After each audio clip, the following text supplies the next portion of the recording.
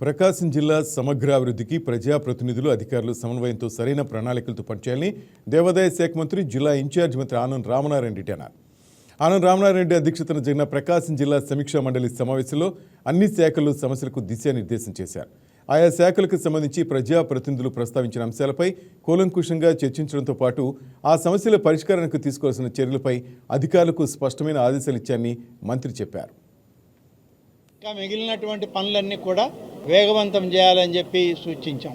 అదేవిధంగా కొన్ని ఆసుపత్రులకు సంబంధించినటువంటి విషయాలు కూడా ప్రస్తావనకు వచ్చాయి. ఈ ఆసుపత్రులకు సంబంధించినటువంటి అధికారులని పక్కాగా హాస్పిటళ్ళకి వెళ్ళి అక్కడ జరిగేటువంటి తీరు ఏ విధంగా ఉంది ఇవన్నీ కూడా చూసి నివేదిక జిల్లా కలెక్టర్ గారికి నెక్స్ట్ డిఆర్సి చైర్మన్గా నాకు సబ్మిట్ చేయమని చెప్పాం.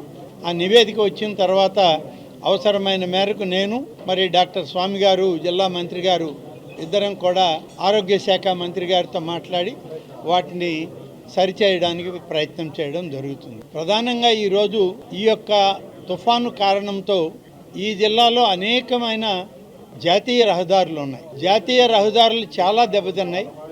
చాలా దగ్గర కల్వర్ట్లు లేక, కొన్ని దగ్గర కల్వర్ట్లు ఉండి కూడా నీటి ప్రవాహం పోక, వీటన్నిటి మీద జాతీయ రహదారులకు సంబంధించినటువంటి అధికారులందరితోటి పూర్తి స్థాయి సమీక్ష చేశాం.